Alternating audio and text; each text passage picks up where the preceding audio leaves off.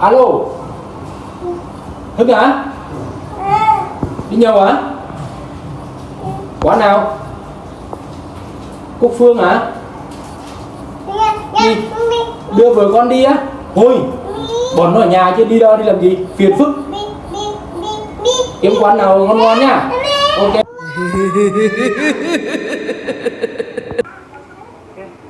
Anh dính gì đấy? Đâu à? Gì? Em này dính kéo này, dính chỗ lạc này. Gì vậy?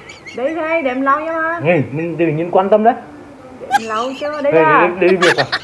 dính mà đi chứ, để lau cho xong sạch sẽ đi chứ ra ngoài người ta cười chứ.